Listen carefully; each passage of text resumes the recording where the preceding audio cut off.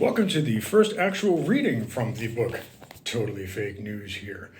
I'm now going to read the introduction, now that I already have an introduction video that introduces what this playlist is going to be about.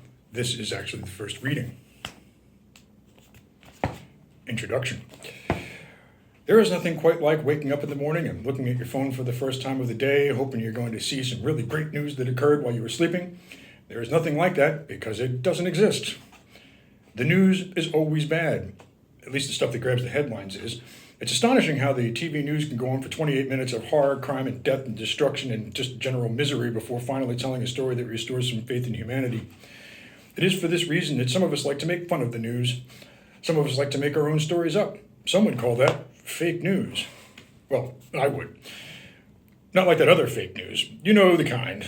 The kind that is straight up fabrication and misinformation packaged to look like legitimate news. That's the bad kind. I don't like that kind.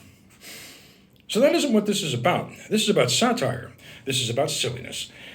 There's some commentary in that satire much of the time, and that shouldn't be surprising because that's what satire is supposed to do. And this book highlights some of the stories originally posted on the website, Totally Fake News here. It originally had its own domain. Now it exists as a subdomain under durbanpoison.com. Links will be provided. Not all the stories are posted here. The ones here were chosen because they were funny, they were not too heavy, they were not overtly political, they were not entirely too opinionated. I remember back in 2018 or something, after the site had been up and running for a while, I posted a story that got a bad reaction from my son. It was too heavy, it was too serious, it was too not funny or satirical. In his words, "I think you are missing the point of what this site is about." And yeah, I had to pause and do some thinking because he was right. It hit me pretty hard, actually, and it made me completely rethink about what I should be posting to this site. I can always count on the boy to say what needs to be said.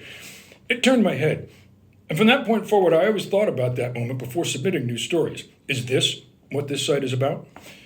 And that is what follows here. These are my favorite selections from that site.